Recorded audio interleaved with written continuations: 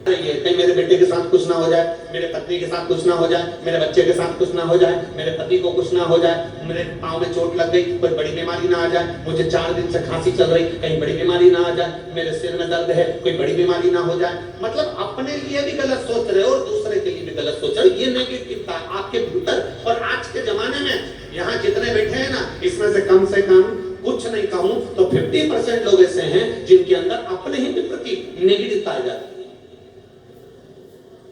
जितने कथा श्रवण कर रहे हैं आस्था चैनल पर, फेसबुक, यूट्यूब पर, उनके भी मन में कहीं ना कहीं अपने प्रति भी नेगेटिवता आ जाती है कि मेरे पाँव में घुटने में दर्द है, ऐसा लग रहा है मेरा घुटना बदलना पड़ेगा। पाँव में, हाथ में दर्द है, ऐसा लग रहा है कहीं बड़ी बीमारी ना हो जाए, कहीं मेरी पीठ में दर्द है, कहीं कुछ बात, कमर में दर्द आ गया, कहीं मेरा गुड़िया ना खसक गया हो, कहीं मुझे बड़ी बीमारी ना आ जाए। हर चीज में नेगेटिवता सोच रहे हैं। अपने घर में पति कहीं गया तो सोच रहे हैं कि उसके साथ गलत ना हो जाए, बच्चे कहीं गए तो सोचा गलत ना हो जाए, पत्नी कहीं गई तो कहीं गलत ना हो जाए, बेटियां गई तो कहीं गलत ना हो जाए, बेटे गए तो कहीं गलत। मतलब हमारे भीतर हम नेगेटिवता सोच रहे हैं। उसके लिए हमारे को क्यों? क्योंकि आज के जमाने में लोग अपनी चंद्र नाड़ी को प्रबल नहीं बना पाते, अपनी चंद्र नाड़ी को सक्रिय नहीं कर पाते। इसलिए आपको कल कथा में कहा था कि बेलपत्री के मध्य भाग में चंदन लगाकर भगवान को समर्पित कर अपनी सीधे हाथ की नासिका को, सीधे हाथ वाली नासिका को दबाना है, उल्टे हाथ की नासिका से श्वास लेना प्रारंभ करना है। बार बार श्वास लीजिए और सुखासन में बैठ जाओ और कम से कम 2 मिनट, 1.5 मिनट, 5 मिनट, 3 मिनट, जितना कुमार से बन सके उतना बैठो। और 1-1.5 मिनट भी अगर आपने सुखासन में बैठकर अपनी चंद्र नाड़ी को प्रबल कर लिया, सक्रिय कर लिया, तो लगभग 8 दिन, 15 दिन, 20 दिन, 5 दिन, 3 दिन के अंदर तुम्हारे भीतर जो नेगेटिविटी आ रही थी वो धीरे धीरे समाप्त हो जाएगी। आप सब अच्छा सोचो।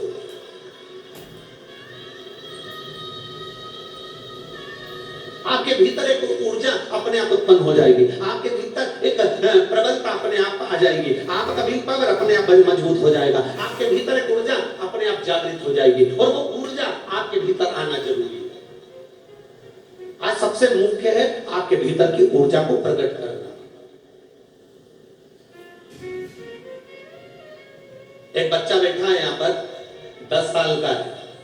जिस दिन से जन्म लिया उस दिन से उस बच्चे के शरीर में खून नहीं बनता, ब्लड नहीं बनता उसके शरीर।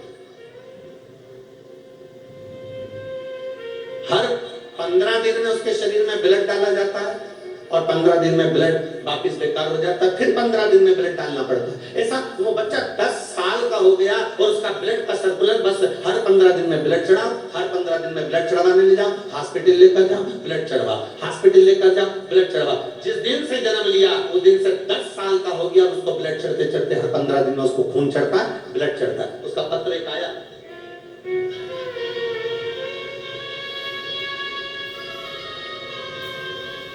मेरा नाम दिव्या मनीष 22 को जल चढ़ा रही है और वो जल का भाग उस बेटे के ब्लड पर जा रहा है। ये साधुता है, मेरे को बहुत बहुत साधुता आप सभी।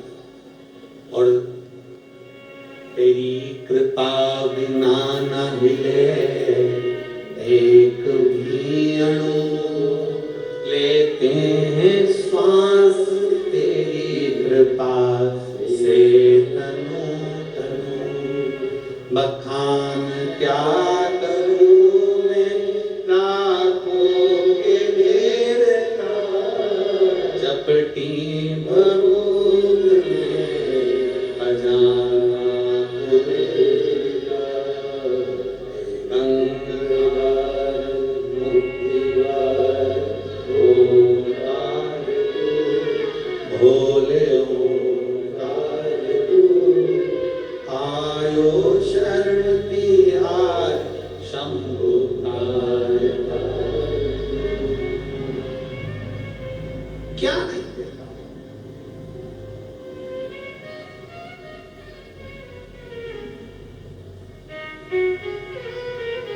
चिंता त्याग कर चिंतन की ओर जब हम बढ़ते हैं, चिंता त्याग कर जब हम चिंतन की ओर अग्रण्य होते हैं, चिंता त्याग कर जब हम चिंतन की ओर आगे बढ़ते हैं, तब मेरा शिव, मेरा ओघड़दानी, मेरा शंकर, मेरा त्रिकालदर्शी, मेरा कैलाशी, मेरा अविनाशी शिव हमारा हाथ पकड़ता जरूर है। अभी आपको कथा में कहा था कि चिंता थका देती, चिंता थकाती है। अभी आपको कथा में कहा था कि चिंता थका देती, पर चिंतन थकाता नहीं। चिंतन हमें हमारे डिप्रेशन से, हमारे टेंशन से, हमारी चिंता से मुक्त कर देता है। सारी समस्या का हल, जम के बोलो जरा, सारी समस्या का हल एक लोटा जल। आज उस माँ से पूछो जिसका बेटे को जन्म से ब्लड चढ़ता हो, 15-15 दिन में उसको हॉस्पिटल लेकर जाना पड़ता हो। आज उस माँ से पूछो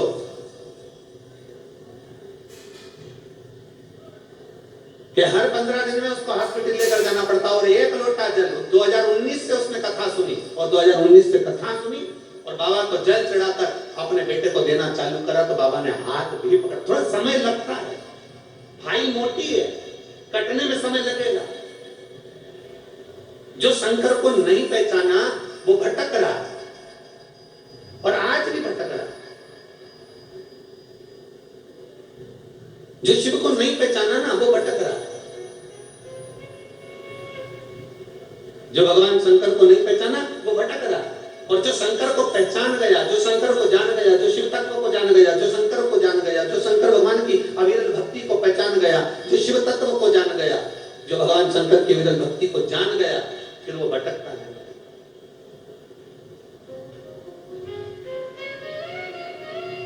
फिर वो भटकेगा नहीं।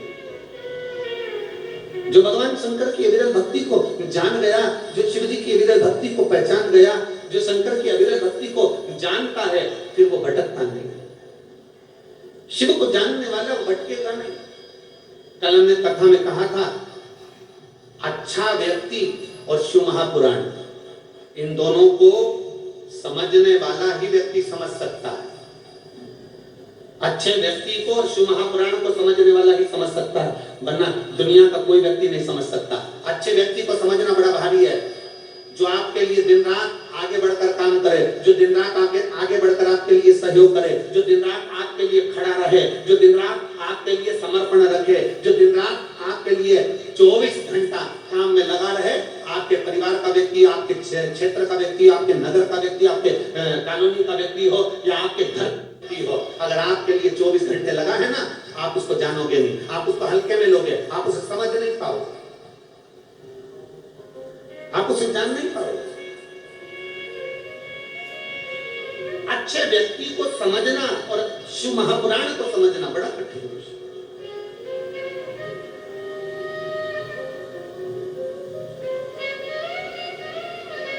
भगवान शंकर को जानना बड़ा कठिन विषय है।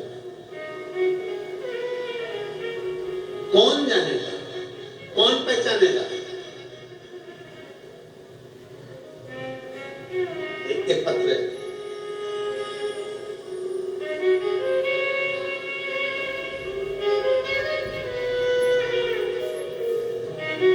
क्या प्राप्त होगा?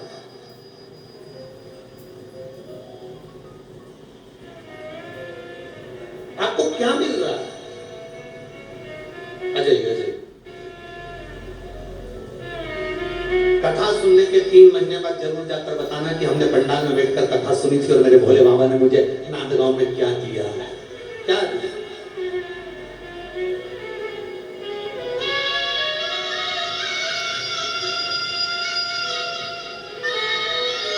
चिंतन की ओर बढ़े,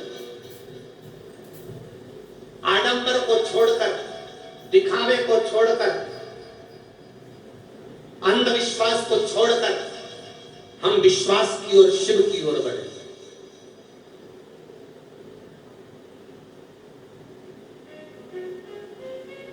हम आडंबर में ना पड़े, हम अंधविश्वास में ना पड़े। हम क्यों भटके? किसी ने कह दिया ऐसा करना है, किसी ने कह दिया वैसा करना है, किसी ने कह दिया ऐसा करो, किसी ने कह दिया वैसा करो। सारी दुनिया का लेखा जोखा देख कर दिया, सारी दुनिया में हमने धोख लगा कर देख ली, सबके हाथ जोड़ कर देख लिया, सबको प्रणाम कर कर देख लिया, सबसे विनय कर कर देख लिया, और तो भी जब तुम्हारा काम ना बने, सब जगह से ठोकर खाकर आ जाओ, तब आखिरी में कुबेरेश्वर बाबा के दरवाजे पर पहुंच जाओ और मेरे बाबा की कथा में पहुंच जाओ। हर जगह से ठोकर खाने के बाद फिर आखिरी में कुबेर भंडारी के दरवाजे पर सीहोर पहुंच जाना, सब जगह से ठोकर खाने के बाद आखिरी में शिव महापुराण की कथा में पहुंच जाना और विनय करना मेरे बाबा से, निवेदन करना मेरे बाबा से, दिल से उससे प्रार्थना करना, वो क्यों ना सुने। महाराज,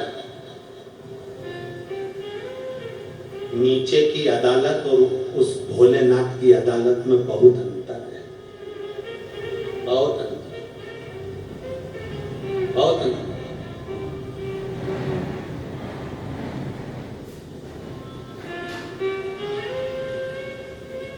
हो सकता है हमारी बात का लोगों को बुरा लगे, पर सत्य मायने में न्याय अदालत में होता है, कोर्ट में होता है, बहुत न्याय होता है,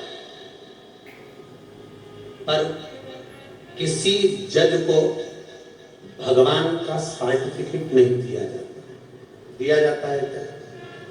जज को भगवान कहा जाता है क्या? जम के बोलो जरा, जज को भगवान कहते हैं? पर हमारे यहाँ पर इस पवित्र भारत की भूमि पर, संस्कारों की धरा पर, सभ्यता और संस्कृति की धरा पर आज भी डॉक्टर को, औषधि देने वाले को, डॉक्टर को आज भी भगवान का दर्जा दिया जाता है। किसी को प्राण दे देना, किसी को अच्छा करना, एक न्याय अदालत में होता है, पर जज को भगवान नहीं कहा जाता, क्योंकि जज को भगवान नहीं बोल सकते। पर एक अदालत और है मेरे शंकर की, एक अदालत और है मेरे त्रिकालदर्शी भगवान शिव, एक अदालत और है मेरे राम की, एक अदालत और है मेरे कृष्ण की, एक अदालत और है मेरे दत्त की, एक अदालत है मेरे नारायण की, एक अदालत है मेरे श्री हरि की। उस अदालत में उसको परमात्मा भगवान कहा जाता है, क्योंकि दुनिया में, पृथ्वी पर जो अदालत बनी है उसमें न्याय हुआ कि नहीं हुआ, पर वो उसकी अदालत में जो न्याय करता है तो पूरा जमाना देखता है कि उसने क्या न्याय करा।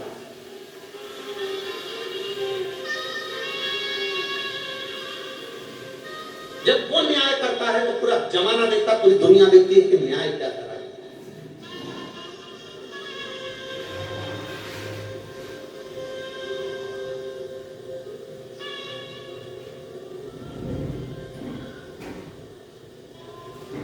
और देख लिया संसार हमने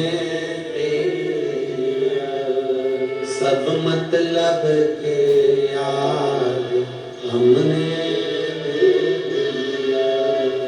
झूठे नाते झूठे रिश्ते, झूठे नाते झूठे रिश्ते, अरे झूठा है संसार हमने देख लिया, सब मतलब के यार हमने देख लिया संसार हमने, सारा संसार वो अपनी अदालत में जब निर्णय करता है, जब वो अपनी अदालत में बोलना चालू करता है, जब वो अपनी अदालत में निर्णय देना प्रारंभ करता है, तो सारा जमाना देखता है, सारा जमाना। थोड़ी धैर्य, थोड़ा मन में एक पत्र है,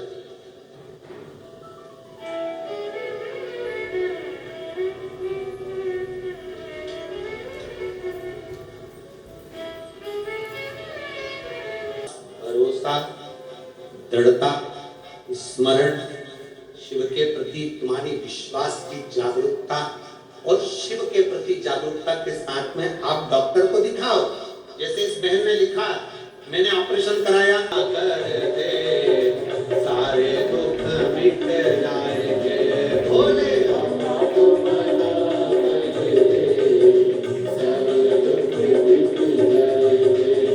वो सारे दुख मिट जाएंगे, सारे दुख मिट जाएंगे, सारे दुख मिट जाएंगे, सारे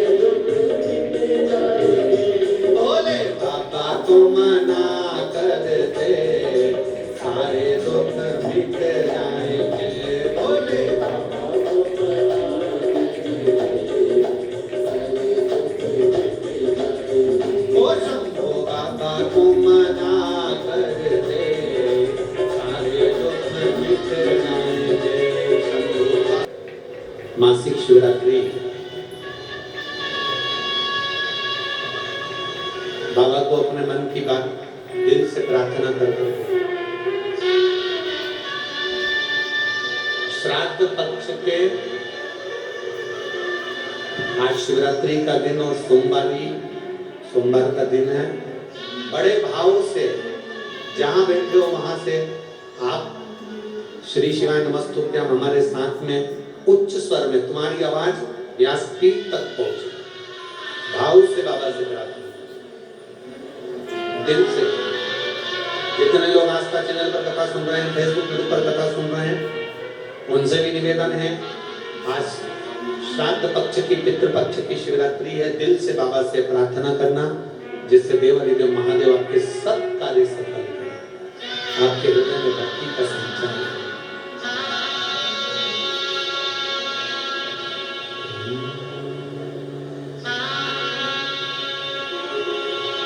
श्री शिवाय नमस्तुभ्यं, श्री शिवाय नमस्तुभ्यं,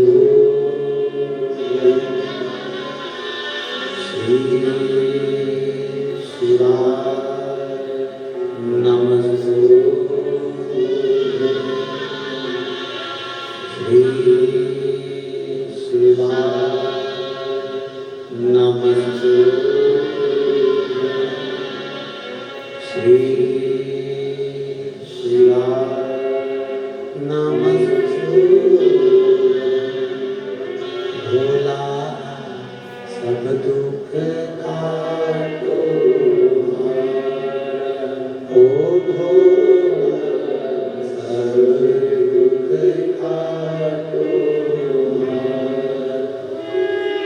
शिव शंकर जग तेरी माया। तो बड़ी चिंता व्यापी।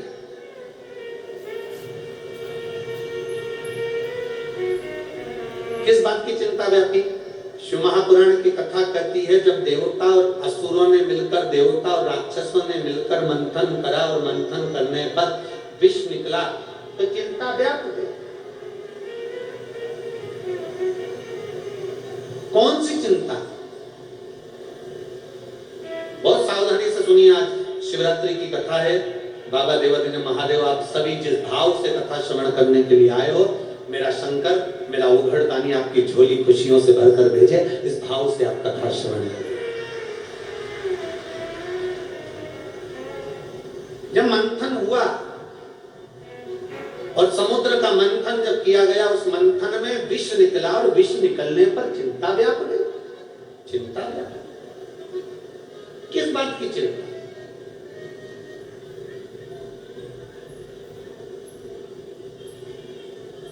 किस बात की चिंता करते?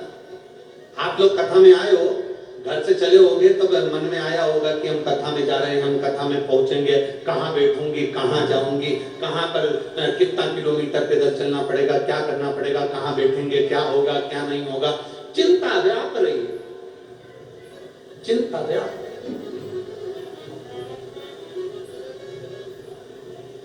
चिंता व्याप रही, चिंता।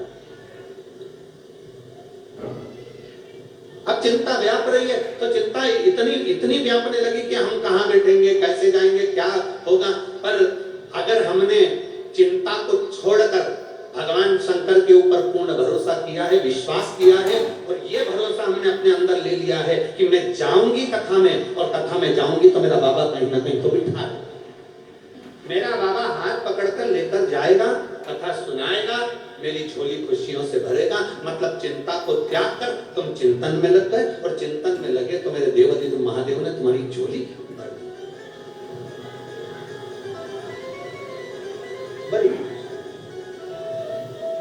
अब विष निकला, और विष निकलने पर, जब विष निकला तो विष निकलने पर बड़ी चिंता व्यापी। विष निकलने पर बड़ी चिंता व्यापी कि इस विष का हम करें क्या।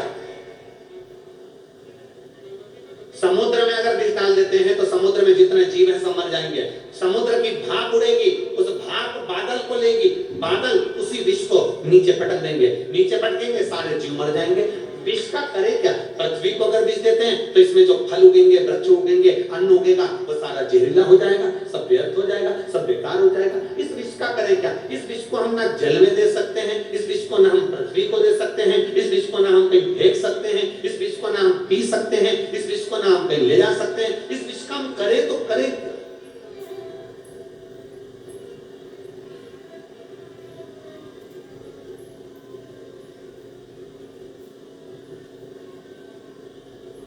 आखिर इस विष का करे क्या?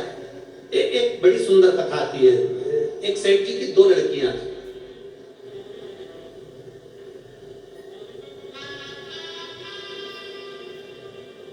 सेठ जी की दो लड़कियां थी, एक का नाम था नानी, दूसरे का नाम था दानी। दो बेटियां थी सेठ जी, नानी और दानी, और दोनों शंकर की भक्त। दोनों शिव की भक्त। सुबह उठती, हाथ में जल का पात्र लेती और दौड़ पड़ती शिवालय की ओर, शंकर जी के मंदिर में जाके जल चढ़ा देती। आप लोग अभी देखते होंगे, आप लोगों को खुशी भी होती होगी, मेरा विश्वास करता है, मेरा भरोसा करता है कि नांदगांव वालों, आप लोगों को प्रसन्नता भी होती होगी। क्या देखकर? जब आपके मोहल्ले के, आपकी सोसाइटी के, आपकी कॉलोनी के, आपके क्षेत्र के कोई छोटे छोटे बच्चे, तुम्हारे आसपास के बच्चे दौड़ दौड़ कर जब शंकर जी के मंदिर में एक लोटा जल चढ़ाते होंगे तो तुम्हें प्रसन्नता तो बहुत होगी, तुम्हें खुशी तो होती होगी कि हमारे क्षेत्र में, हमारे घर के आसपास के बच्चे एक लोटा जल लेकर शिवालय तक जा रहे हैं, शंकर के मंदिर तक जा रहे हैं, शंकर की चौखट तक जा रहे हैं। और प्रत्येक शिव मंदिर, आज के समय का प्रत्येक शिवालय बड़ा देवाधिदेव महादेव की कृपा से, शंकर भगवान के गुणगान से और शिव कृपा से सारे शिवालय आज के समय में, सब पुराने से पुराना शिवालय हो चाहे नया से नया शिवालय हो, सब पूर्ण तरह से स्वच्छ, सुंदर और अच्छे बनते चले जाए। आपके क्षेत्र को देख लो, ये नांदगांव जिसका नाम है नांदगांव,